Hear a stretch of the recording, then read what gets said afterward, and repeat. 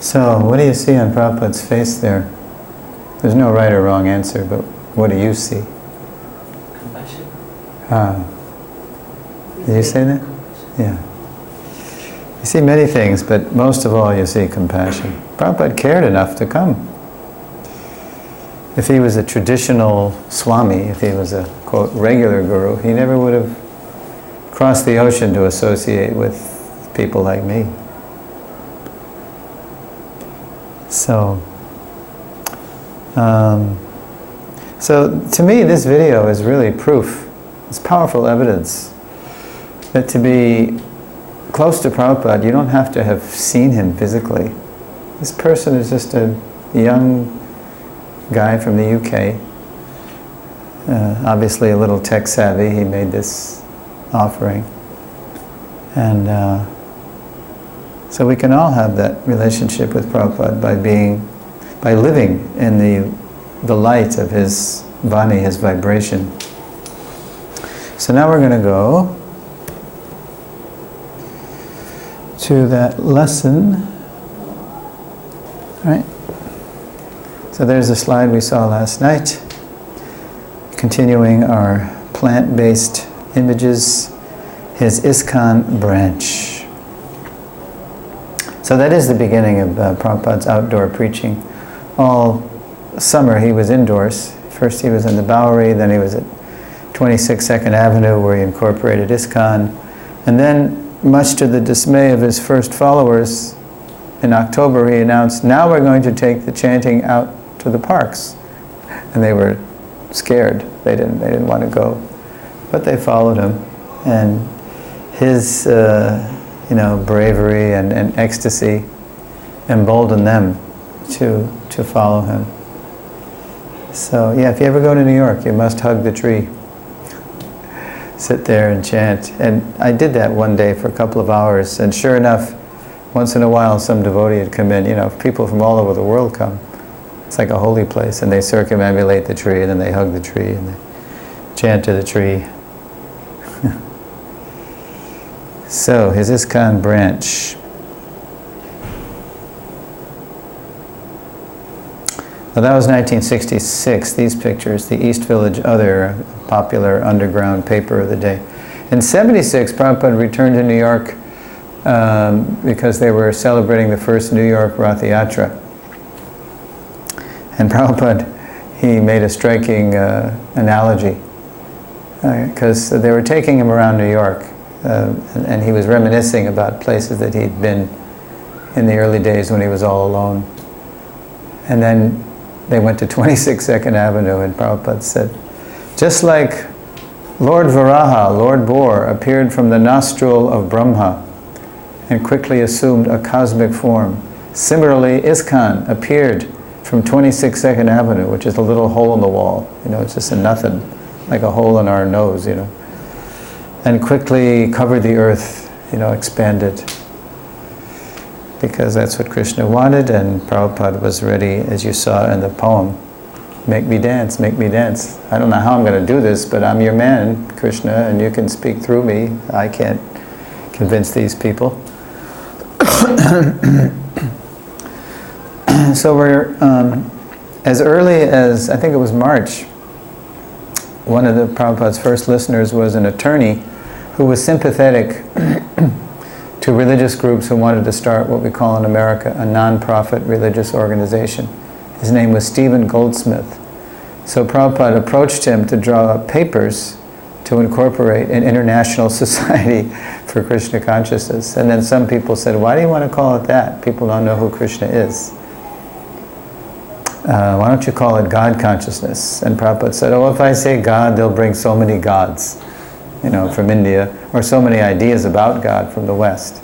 Mostly pretty vague and impersonal. And anyway, that's the point, that people don't know who God is. I want to introduce them to the Supreme Personality of Godhead, which they'd never heard before. They'd heard of the word God, but no one ever heard of Supreme Personality of Godhead. So when Prabhupada did incorporate ISKCON in July 13th, part of the Articles of Incorporation required that he list the purposes of the organization.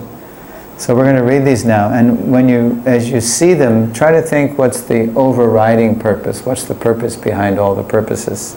Or it's actually stated right in a lot of them. So, okay, why don't you read number 1? To systematically propagate spiritual knowledge to society at large and to educate all peoples in the techniques of spiritual. Well, you'll see ... after each one, because there's more to each one, but I just gave you enough to get the idea, because I had space considerations. Okay, so that's a big hint of what the purpose is. And number 2? To propagate a consciousness of Krishna as it is revealed in the Bhagavad Gita. And then it said Srimad Bhagavatam. Number 3, can Madhavendra read? Is he? Do you read English? You read? No? Okay. To bring the members of the society together with each other and near to Krishna. The prime entity, Prabhupada said. Krishna, the prime entity. 4? Teach and encourage the Sankirtan movement, the congregational chanting of the holy name of God. Right. As Prabhupada said, as propagated by Sri Chaitanya Mahaprabhu. Vanamali Prabhu? To erect for the members and for society at large, a holy place of transcendental pastimes. So that's a little different, but it still has the same basic underlying purpose. 6?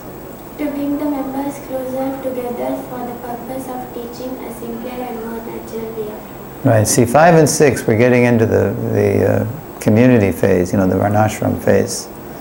And number 7? With a view towards achieving the aforementioned purposes, to publish and distribute periodicals, magazines, books and other writings. Right, so if you had to place all these purposes in a department, say in a university, and you don't have to make up a department. At most universities, at least what we call liberal arts colleges in America, humanities, they have a department that all these would nicely fit in. I mean, do you know what I'm getting at?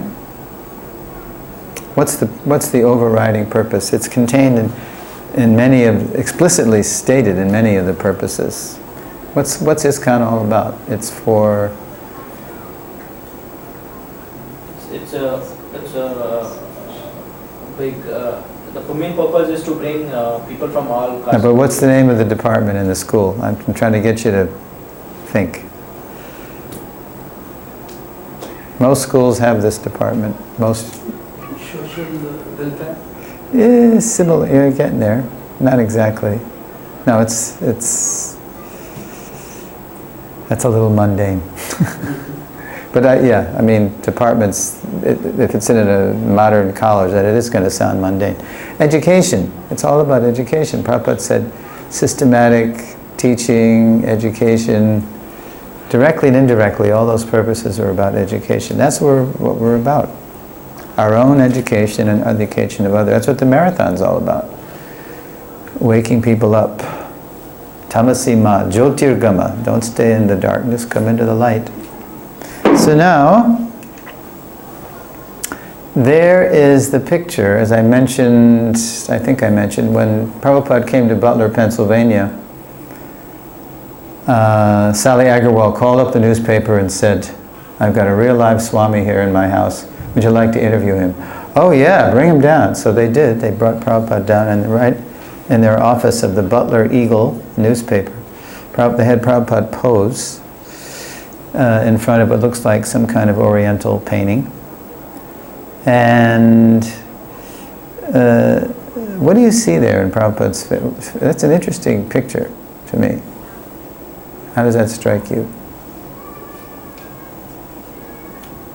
So what's the look on his face? He just prepared himself to do like whatever he... How does he look? Confident that he Confident? will spread the message of Krishna. Yeah, he knows what he's about.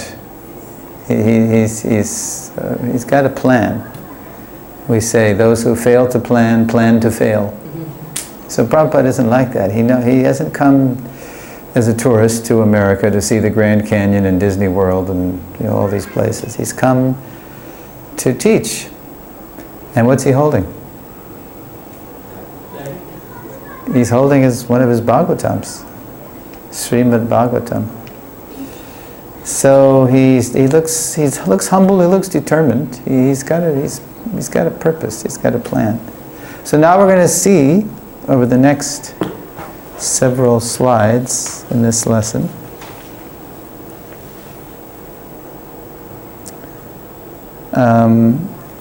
We're going to see Prabhupada's plan. Prabhupada actually had a plan that, as we mentioned last night, he hatched in the 40s, he developed it in the 50s, and he finally manifested and started applying it in the 1960s in ISKCON.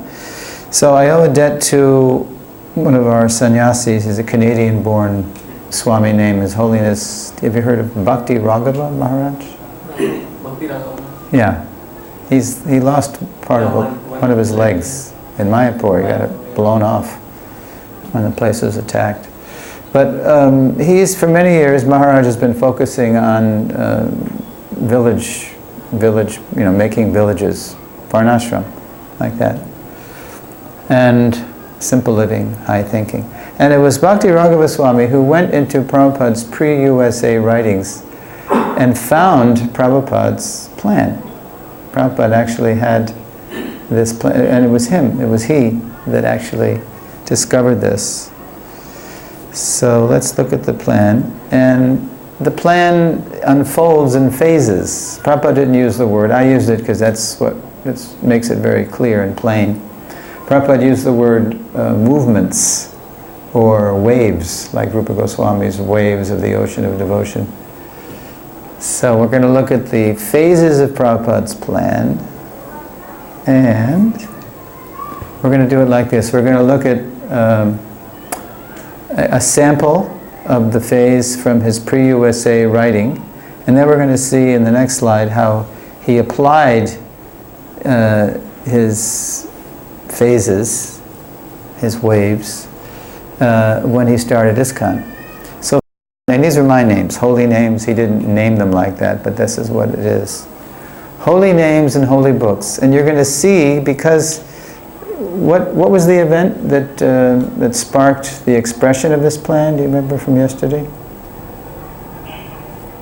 What sparked the Prabhupada's articulating his plan? There was a big world event. Huh? No, there was a particular... No, he inaugurated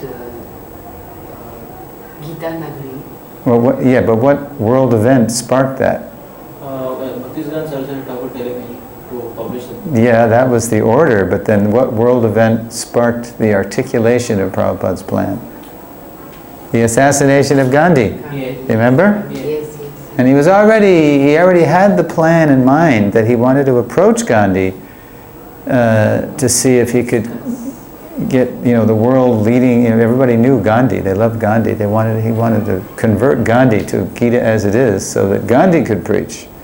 Prabhupada just wanted to be, the guide. He didn't care about taking credit. See, he knew everybody already loved Gandhi, so let me teach Gandhi what the Gita is really about, and then let Gandhi teach it. So you're going to see references to Gandhi, because this is what Prabhupada was writing. These are all writings after Gandhi was assassinated. So you're going to see the idea of his mission being articulated in letters and BTG articles, like that. Here we go. So, his pre-ISKCON plan, Vanamalipu? His pre-ISKCON plan, leaders and politicians may take lessons from the life of Mahatma Gandhi in respect of his daily evening prayer, meetings and regular recitation of Bhagavad Gita. Reciting the Gita makes one able to get rid of demonic way of life and gradually rising up to the plane of pure devotional life of the gods. So Gandhi was famous for having these prayer meetings, and he would chant Sri Ram Jai Ram. He would refer to the Gita. So holy names and holy books. And how did Prabhupada apply that aspect of Krishna consciousness when he started ISKCON? Well, right in the beginning, phase 1. Vanamali? His ISKCON application, holy names, from temple kirtan to Harinam Sankirtan in the streets, arenas, plazas, parks and beaches of the world. Yeah, it started right in that storefront. Have you heard the recordings? Very simple, pure-hearted, kind of off-key sometimes. Hare Krishna, Hare Krishna. Prabhupada's voice is ringing out and they're all trying to follow him. And they go to the parks and then eventually, you know, all over the world, so many Harinam parties. And Holy books, from temple classes to systematic courses, from BTG distribution to book distribution. right, temple classes. Yeah, Prabhupada, he was everything in the beginning. There were no books. It was just Swamiji. And finally a couple of books came. And I did tell you the story, I think, I told in the Sunday talk how book distribution started. Were you there? I told the story. Yeah, it's quite a story. We discovered how to distribute the books by accident, by Chris's arrangement. We had BTG. You know, the BTG was revived in '66, just on mimeograph sheets, very crude technology. And then after a couple of years, it became a real magazine. And that's what, when I joined in July '70, that's what the devotees were doing. We'd go out all day on Harinam in shifts. And then, you know, Harinam meant we'd chant for a half hour, and then we'd stop, and then somebody would step out from the party and address the crowd. There always a big crowd would gather, you know, what are they doing? This is wild, you know, who were they? Bald head, wearing bed sheets, you know, and all this stuff. So while the person was speaking, some devotees would go around with BTGs, especially his Giriraj Brahmachari, His Holiness Giriraj Swami. He was the Sankirtan leader in Boston when I joined. And he had a stack of BTGs in one arm, and he had a big conch shell for donations. You could put the money in a conch. And he was very good. He was the best, you know. Sometimes he'd do 30 magazines in one, you know. We thought that was amazing, you know. So, but that's all we were doing. We didn't have, Prabhupada started translating, by 1970 when I joined, there were books starting to come out.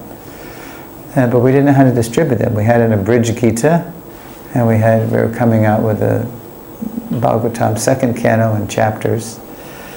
But they were just sort of piling up because we were afraid. We didn't know, how are people going to, these books have Sanskrit in them, and it's about God, and you know, everybody's into revolution and, you know, free love and all this stuff. So how it happened was, in the San Francisco temple, the brahmacharis, headed by Jayananda, my godbrother, my famous godbrother Jayananda, whose name is on the calendar, that's, you see. They were coming back from Harinam one day, and they stopped at a gas station, petrol station, you say petrol. And then after the guy filled the tank, they didn't have any money to pay for they didn't realize they didn't have any money. So, but they had all these books in the van that were just sitting there, you know. And the Krishna book had just come out, the first big 2 volumes of these silver hardback Krishna books. Oh, I'm sorry, sir, we don't have any money, but we have all these books by our spiritual master. Would you accept these books as payment for the gas? And by Chris's arrangement, the guy was interested.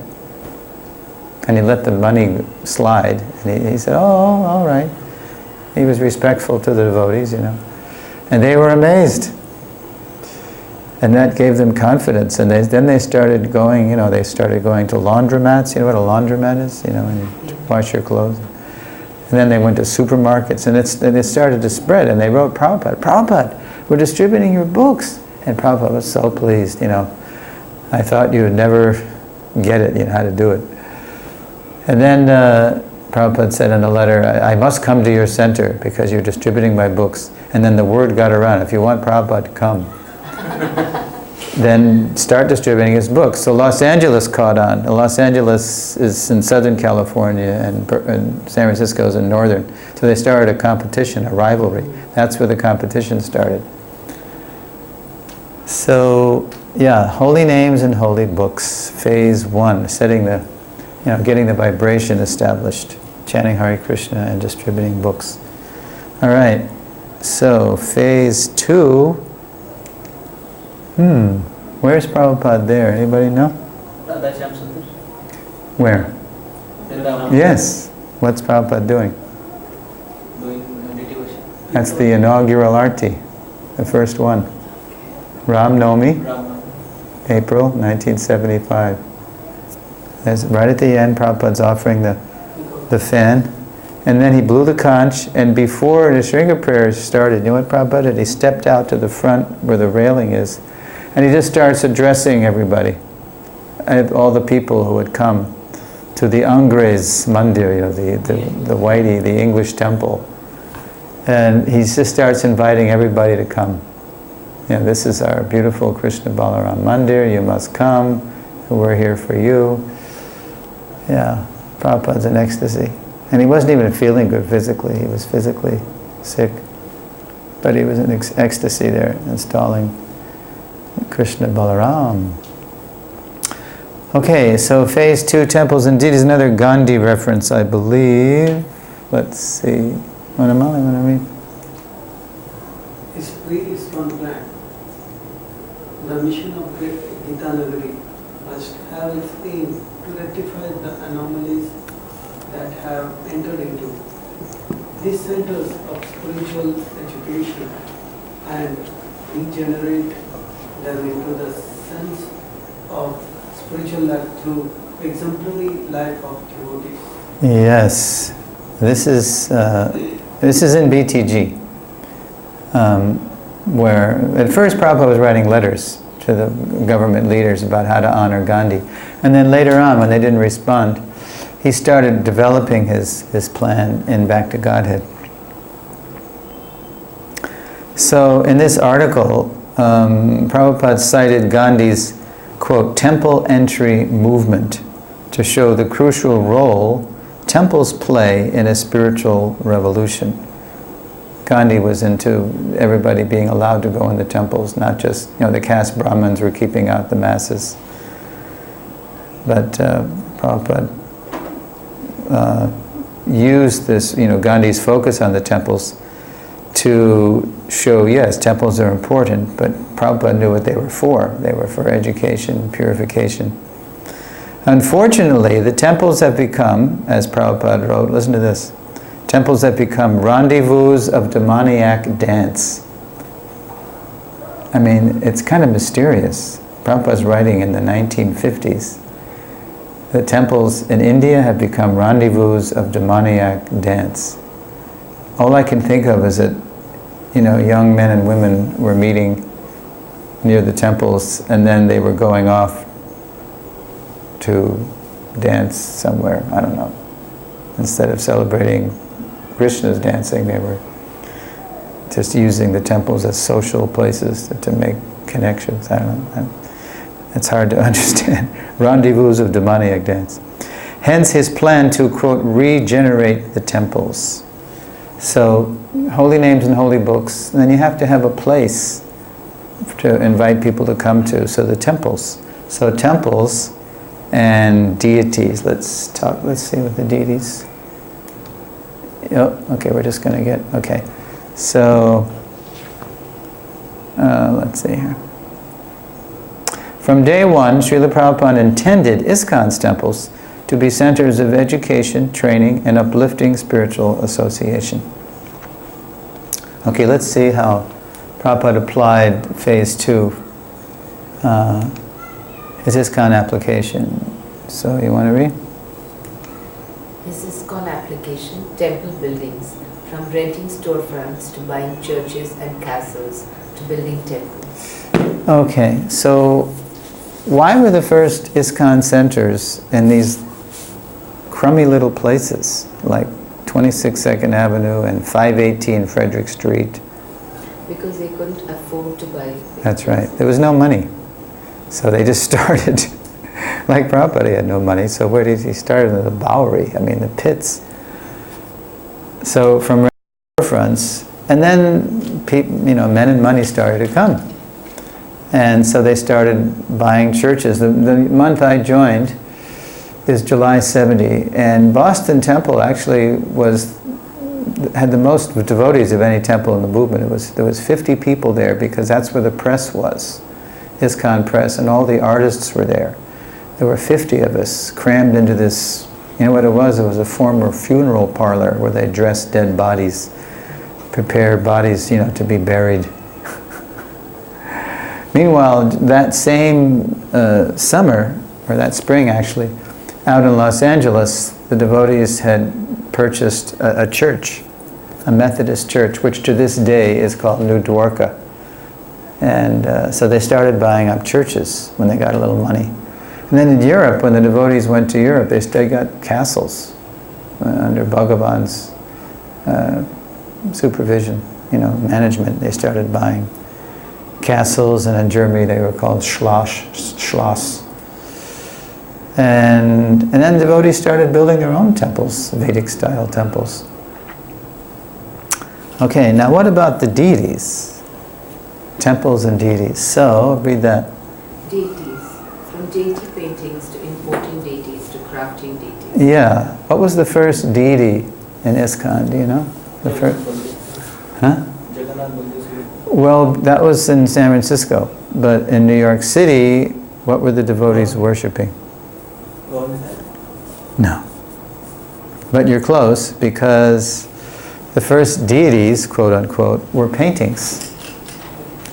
Artistic people were coming. That's who Prabhupada was attracting. Intellectuals, artists, seekers, from the counterculture.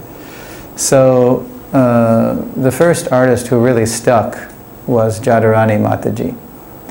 And Prabhupada had her paint the Panchatattva, so Gaurnitai were in there.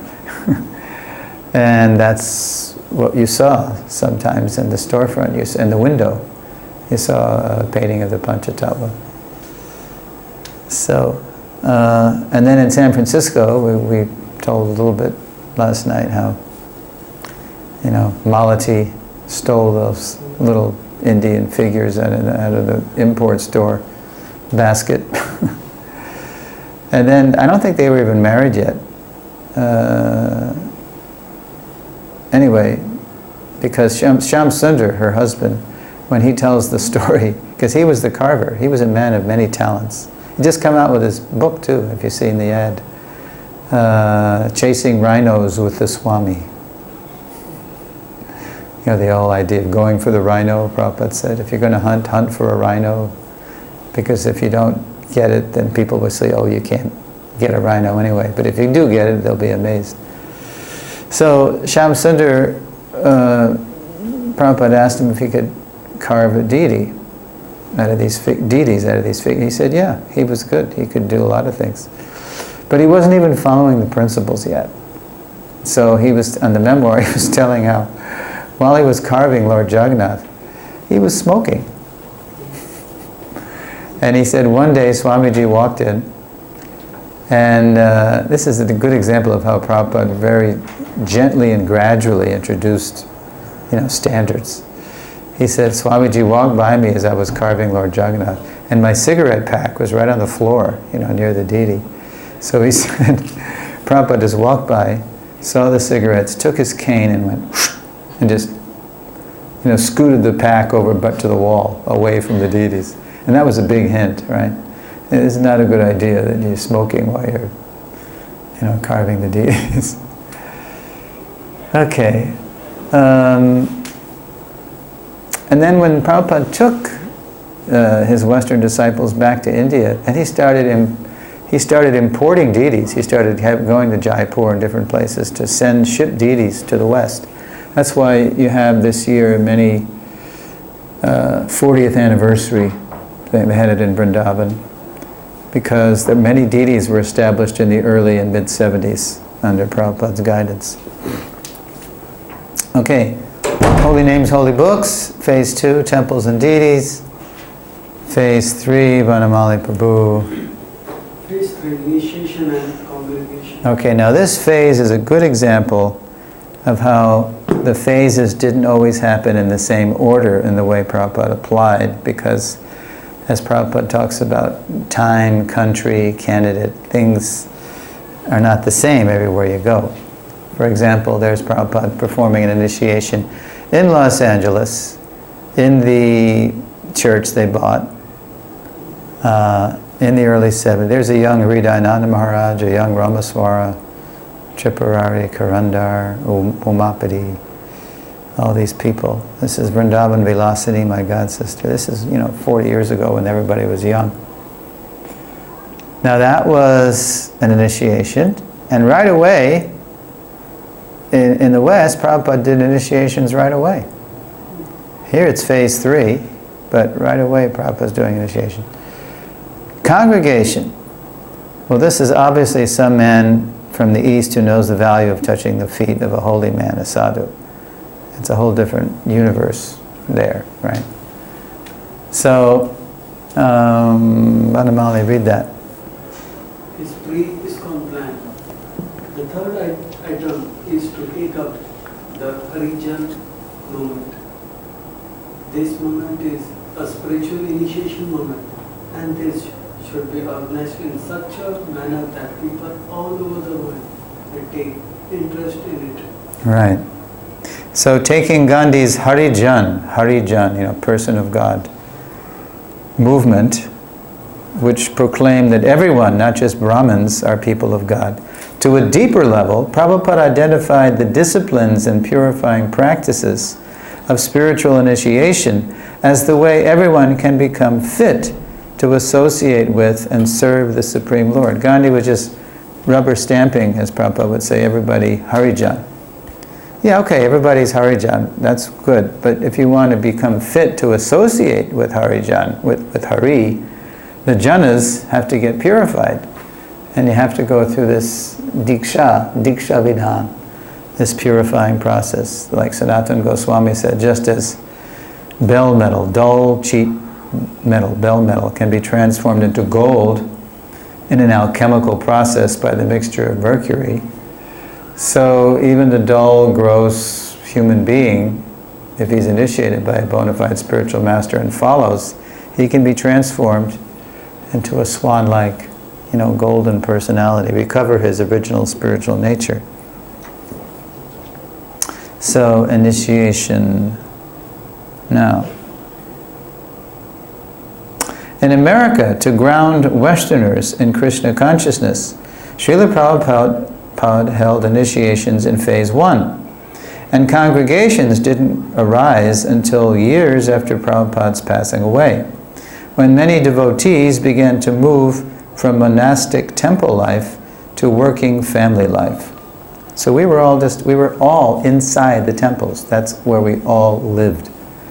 There was no question of living outside the temple, because there was no supportive culture outside the temple. It would either you were in the temple and you were struggling to be Krishna conscious, or you were outside in Maya. There was no in between. That was it. Yeah, we didn't have a congregation because we weren't mature enough to have one. In India, where there was still a trace of Vedic culture, as soon as Prabhupada brought over his Western disciples, Prabhupada enlisted business and government leaders in his life membership program to solidify ISKCON's position with a prestigious congregation. So what happened was he brought us over, he called us his dancing white elephants. Maybe you've heard that. And because he knew that we were going to be a novelty, a big hit, and everybody wanted to see us. But also, what happened was there was some, as they say now, pushback. There was some resistance. There was some suspicion. Because this was 1970, 71. This is still the days of what they call the Cold War between the Soviet Union and the West. And India was close to Russia. India was trying to be a neutral country officially. But India and Russia have a long history of closeness. So, the Indian press, after some time, they started saying, these people can't be real. these can't be real Vaishnavas. Probably, they said two things. They said probably they're hippies, and they're just high on some drugs. And there was even a movie that came out at the time. Right, dum moro dum. Puff after puff. Hare Krishna, Hare Ram, dum moro dum. And then was it not long ago they actually met the director of the... And the guy, was amazed. I think they gave him BBT stuff, and he said, if I knew you guys were authentic, I never would have made that movie. But he was just been making a fortune on the fears, on the suspicions of the public. And then the other rumor was that we were CIA. That the CIA must have paid off this Swami, to bring these people over here. They're actually spies. It's such a joke. That even happened in America. We were suspected of, what was it? Being subversives. And then it got to the FBI, the Federal Bureau of Investigation, that Hare Krishna is there's some subversive organization. So the FBI director said, subversive? They can't even answer their phones. We were infamous for that for years. We were so spaced out we couldn't even answer our telephone. Anyway, so Prabhupada saw that there was suspicion and resistance, and so Prabhupada temporarily suspended Harinam. And he said, okay, now we're going to start life membership. I'm going to show you how to approach respectable people in business and government. Because Prabhupada always said, if you scratch a Hindu just below the surface, there's a devotee there. They may be running away from Krishna, but if you just turn him around toward Krishna, he'll become a supporter. So Prabhupada, he masterminded the whole thing. He showed them what to put in the package, and you approach them. We have this nice spiritual organization. The world is in a bad way. We need to spiritualize humanity. This is the real thing, Krishna consciousness. Because Prabhupada had a good reputation in India, even if they were suspicious of his followers. So it worked. They had programs in respectable people's homes, and then, these wealthy people would come, they'd sign up. I think it was 1,111 rupees. Life member, and then they were entitled to receive, as the books came out, all the books as they were coming out, a lifetime subscription to Back to Godhead. Oh yeah, and then you could stay at any of our centers in the world, which became controversial because most of the centers didn't really have proper facilities for them. But anyway, it was the beginning of a congregation. The first, and some of those people, like in the case of Juhu, was it Mr. Seti? I think, Shetty, is that how you say? He defended the temple when Mr. Nair tried to hire the henchmen to demolish the temple, and it was due to those first sympathizers and life members that we were able to survive that period and grow. So that's the third phase. And so how do we discover congregation in America? Well, there was no congregation in America. So, either you were inside the temple as a practicing devotee, or you were outside. So what happened was, that's how it was when Prabhupada was with us. And then Prabhupada left in 1977. And then we were all, teenagers or 20-somethings. We were really young.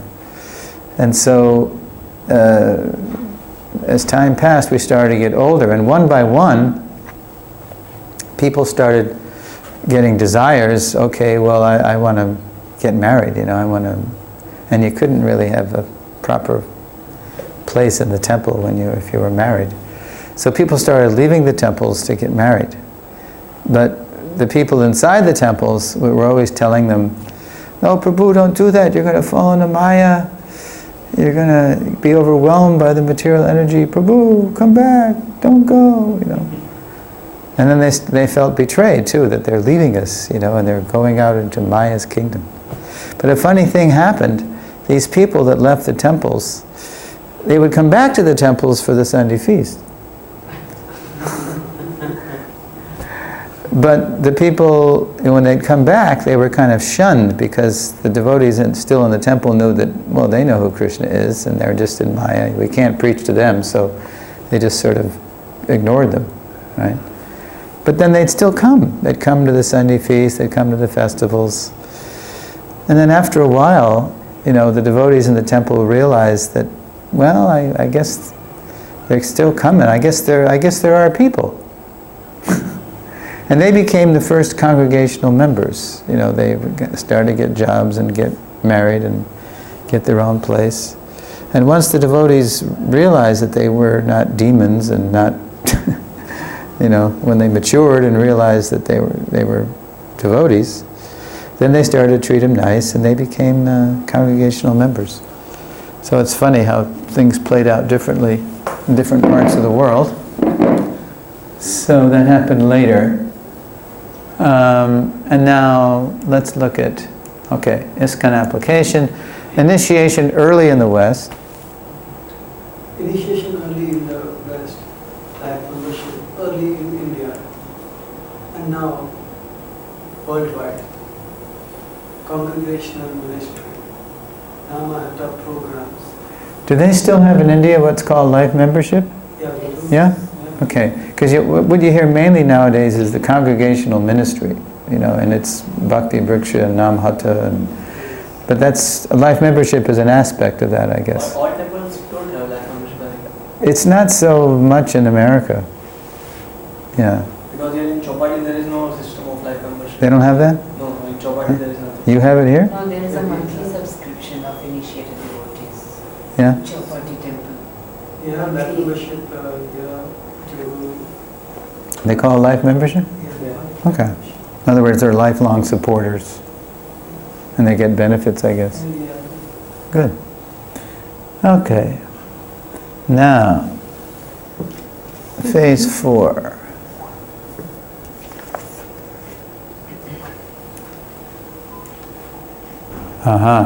The V word.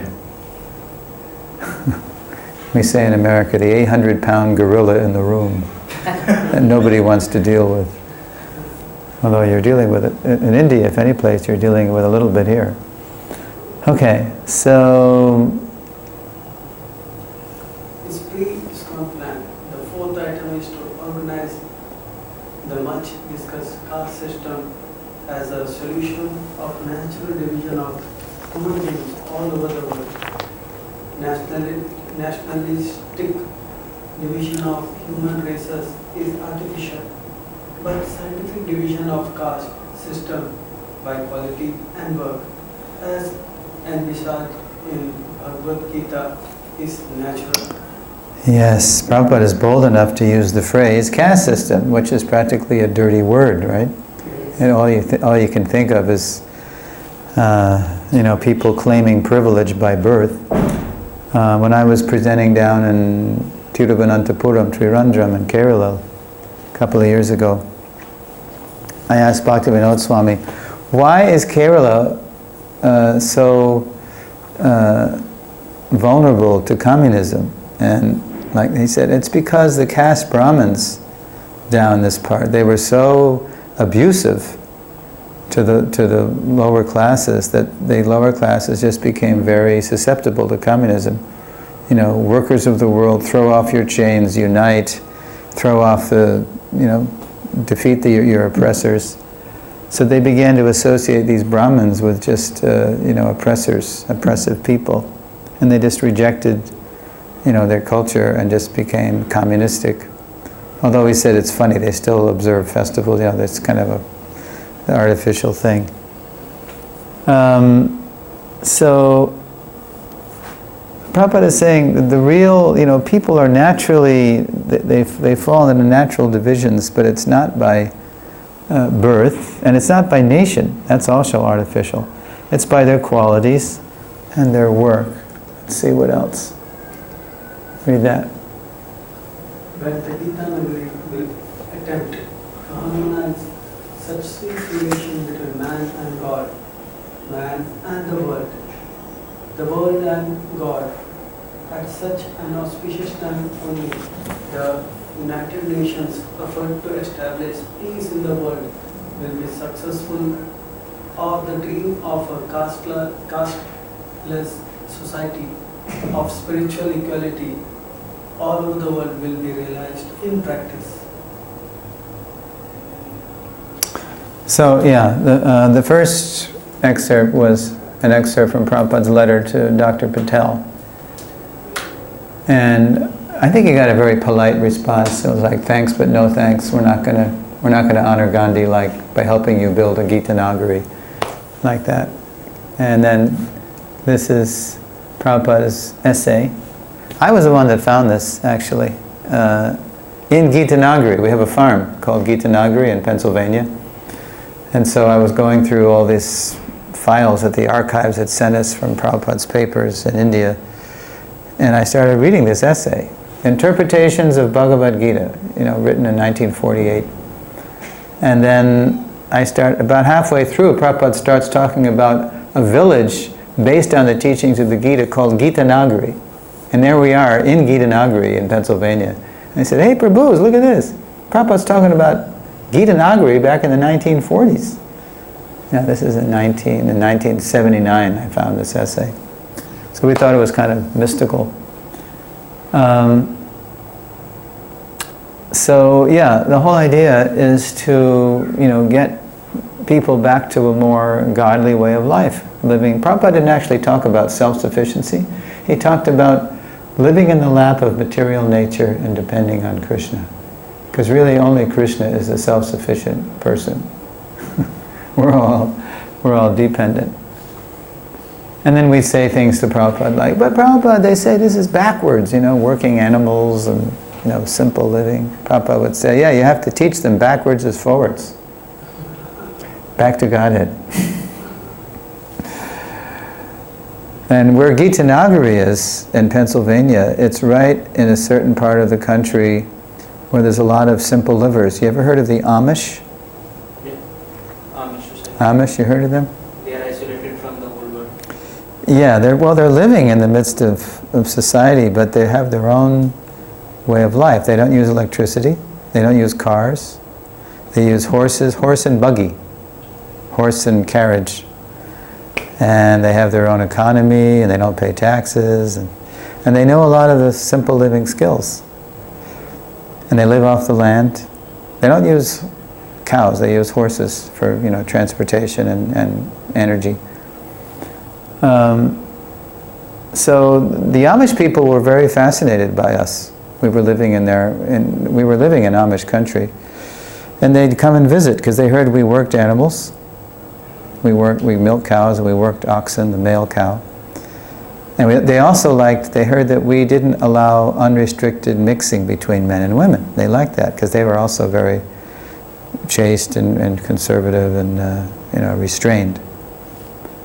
So we had a pretty good relationship with them. And to this day, when I was in Mayapur, I met this devotee Dhruva, who's the current president in Gita Nagari. They have what's called an ahimsa dairy there. They milk cows and then they make, they ship the milk and the milk products to different temples in the region. And there's hardly any devotees there, so they hire Amish people to work the place. But when I was there in the 80s and the 90s, I had some Amish friends. In fact, our daughter was born at an Amish midwife's house because they had all these, skills. So I had a friend named Sally Wengard, and he was always trying to figure us out because parts of our culture they couldn't understand. They couldn't understand deities. Deities were like mysterious. And and also our dress, Of course their dress is unusual too, compared to modern dress, but they have these beards. They wear a beard and they have these straw hats. So finally one day he says to me, he says, "Hey Rich, let me get this straight now. We Amish, we started in the 18th century with horses, and we never left horses. And it's true. They never got involved in the Industrial Revolution, and that's why they were persecuted in Europe. They didn't participate in society as it was becoming mechanized. So they were persecuted. And then they came to America, where they found, a safe place. He said, so we started in the 18th century with horses, and you guys, because he knew we were all converts to Krishna consciousness. That Prabhupada had just sort of converted us from the cities and the suburbs. And he said, you guys, you started with sports cars in the cities and the suburbs, and you're trying to go to oxen? Whoa! So he very nicely captured the kind of modal challenge that we were faced with. Here we are, we're products of passion and ignorance, and we're trying to go to a mode of goodness living, engage that in Krishna's service as a transcendental life. So, that's why our first attempts at that, in America especially, they didn't work. We didn't know how to do it, and we're still struggling to... There's hardly any simple living going on in America. I mean, there's more in the non-devotee community, like the Amish. But, the seeds have been planted, so they will fructify again as we learn from our mistakes. So, let's look at ISKCON application.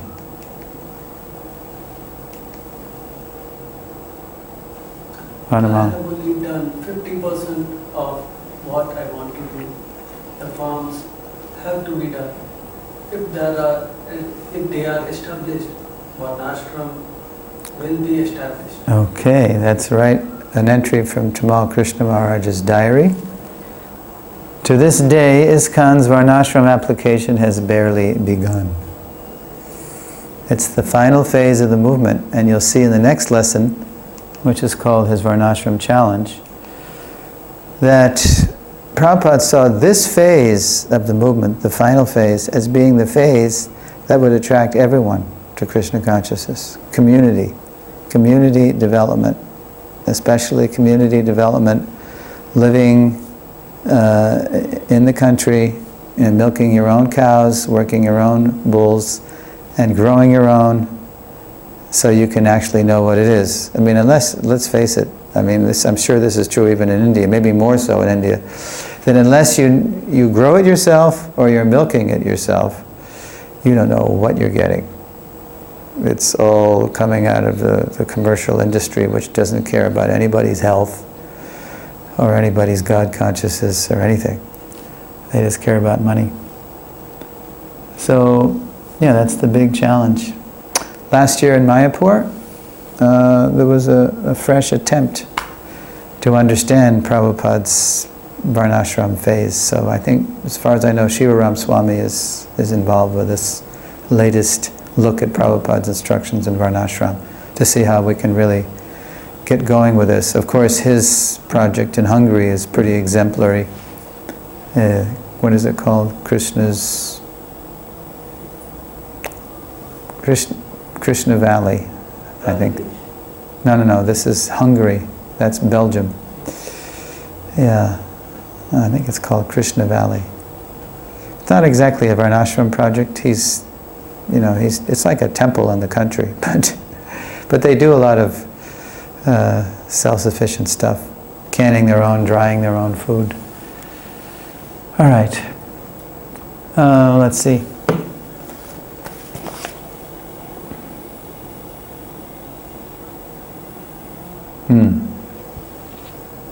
This is toward the end of Prabhupada's life. I think it was Brahmananda Maharaj at the time that said, Prabhupada, do you have any regrets? I have no regrets. Oh, actually, Prabhupada said, I have one lamentation. And then Brahmananda says, because you have not finished translating the Srimad Bhagavatam, which is a good guess, because that's what Prabhupada did wherever he went. Got up in the middle of the night, when everybody's asleep, and he's just determined to finish the Bhagavatam, but he couldn't do it. Mainly because we could never relieve him of management. He always had to get involved with management because we were too neophyte if he didn't step in to correct things, then the whole thing would have gone down. Because you have not finished translating the Srimad Bhagavatam? Prabhupada replied, no, that I have not established Varnashram. When Prabhupada left Vrindavan, that last time he tried to do his last world tour, and he got as far as England, and he had to turn around and come back because his health collapsed. Where was he headed, do you know? Some farm. He was headed for Gitanagari in Pennsylvania. I want to go to the Pennsylvania farm and sit down and show you how to live in Varnashram. But he never got there. But he left it all in his Vani, so it's still there. It just has to be researched, studied, and applied.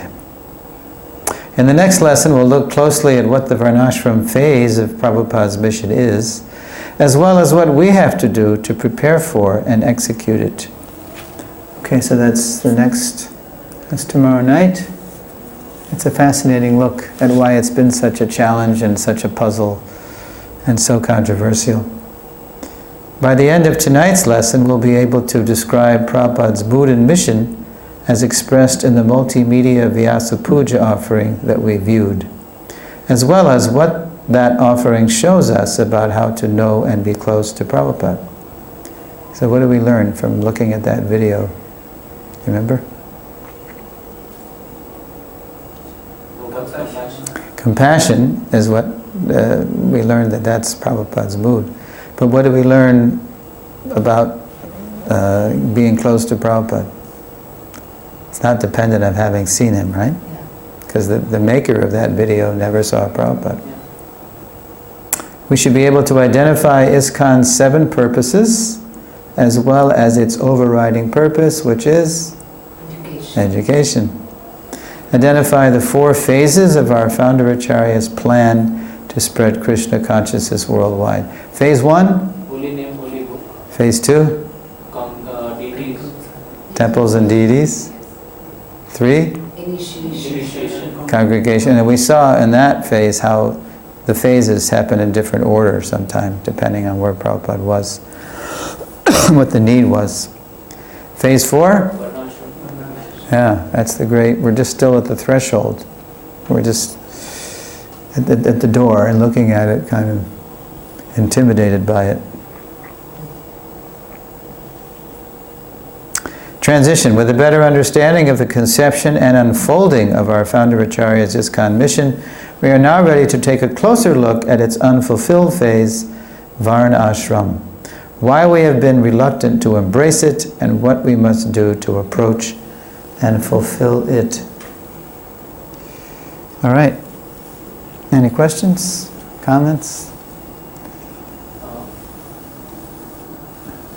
Yes. Regarding Varnashram, so if you see... That's the next lesson. Just trying to give just my thoughts on this. The Indian society at large is already classified into Varnashram because we can still see people taking, not 100%, but then there are certain percentage of people who at certain stage of life they leave their family and move out. So does this concept of Varnashram is being applicable for the Westerners, the West, or it's the whole society? Mm-hmm. Yeah, you're going to see this next lesson, how we look at 4 ways Prabhupada used the term. And one of the ways he used it was, we call it latent, or sleeping, or what do we call it? Dormant. In other words, when you talk about Varnashram, it's already there all over the world. It just is not recognized or organized around devotional service. But it's natural. People do go through these phases of life. And it's just not really recognized in a scientific way. Just like in the West when they get married. Maybe they do this in India too, I don't know. We say, we're going to stay together, of course it's a joke because there's so much divorce, but We're going to stay together to the rest of our lives till death do us part. But that's not varnashram. Marriage is a phase of life. It's not you're not supposed to die in household life. So, but anyway, even my brother, I have 4 brothers and a sister. So he once asked me, do you get along with your wife? And we'd both been married for many years. So, by then as we say, the blush was off the rose. It's gotten a little old. But that's natural, that's normal. It's not supposed to be a romance forever. You're supposed to learn the lesson of the ashram. We're supposed to fall in love with Krishna. Right?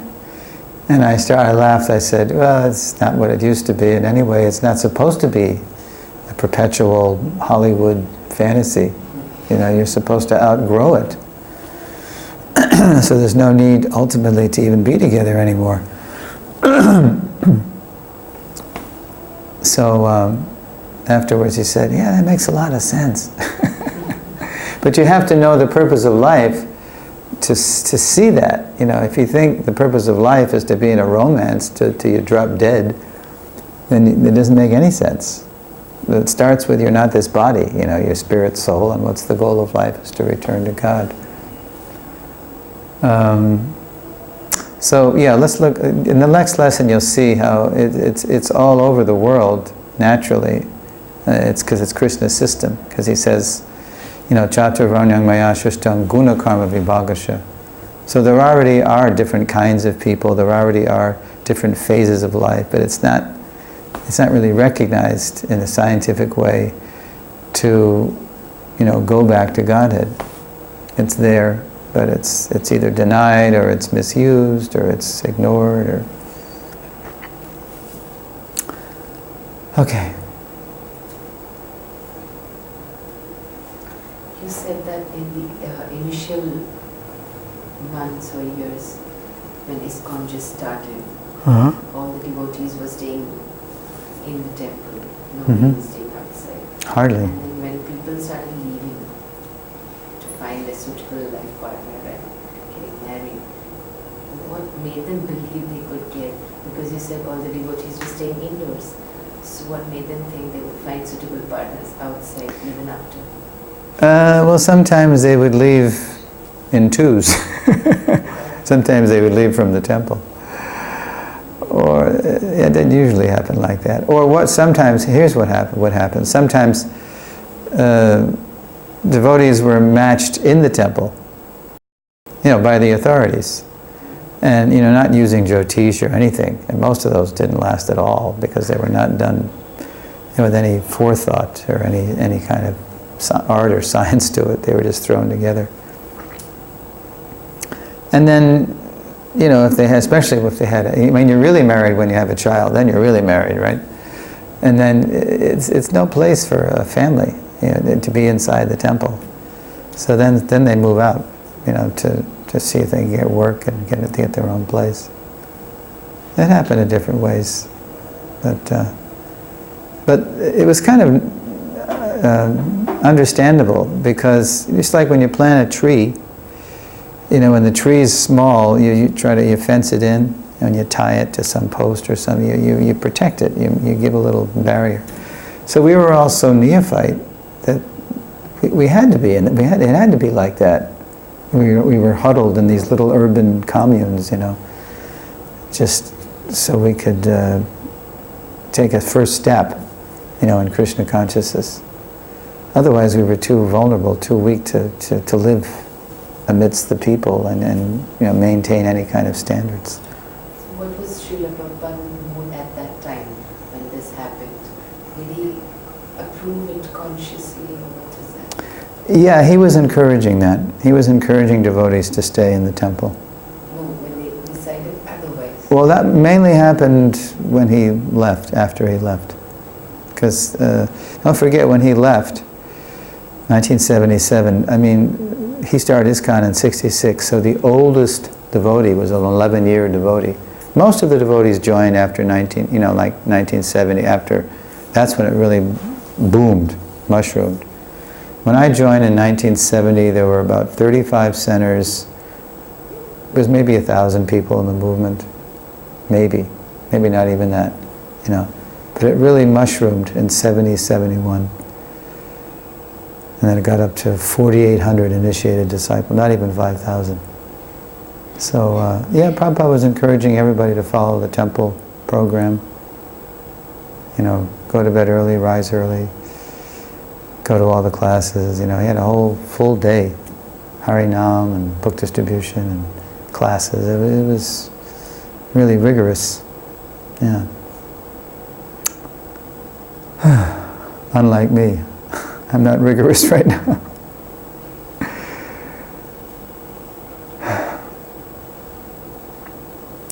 Okay, so we'll convene again for lesson 6, second half of the seminar series. Srila Prabhupada ki jai.